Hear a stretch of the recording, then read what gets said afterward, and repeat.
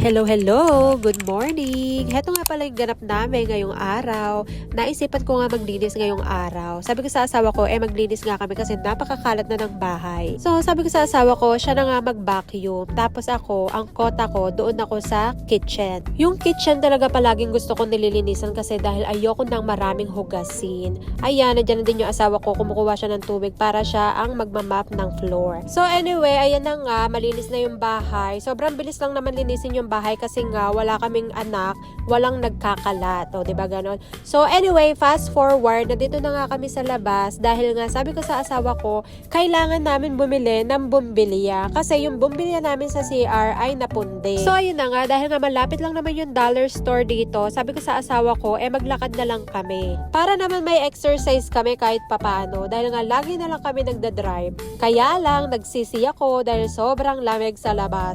Mga -11 siguro niyan sa mga oras na yan. So ayun na nga, eto nga yung pupuntahan namin, dollar plus, pero nagmahal na sila, mga $5 na sila pataas. Dati kasi makakabili ka dito ng dollar, ngayon mga ano na sila, $1.25 na, yung mga ganun na yung presyuhan nila dito. So ayun na nga, ito nga yung bibili namin, bombilya, o diba? Yan lang yung pinunta talaga namin dito. Pero in fairness, meron na sila mga summer stuff dito. Ayun lang, yun lang naman yung binili namin dito sa dollar. Pero sabi ko sa asawa ko, nagugutom ako dahil nga lunchtime na yan sa mga oras na yan.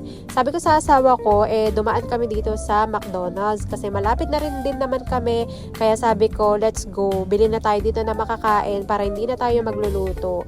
So anyway, tingnan nyo naman ang snow. Sobrang taas. Di mo na makita yung Tim Hortons. Ganyan talaga karaming snow ngayon. Mga siguro 60 cm ang snow ngayong linggo lang na ito. So anyway, nandito na nga kami sa McDonald's. Ayan, makikita mo wala talagang katao-tao sa labas. Kasi nga pagka ganito talaga yung weather, talagang ayaw talaga nila lumabas.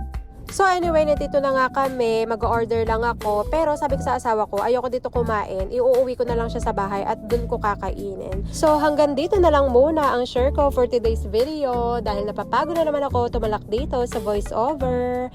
Bye!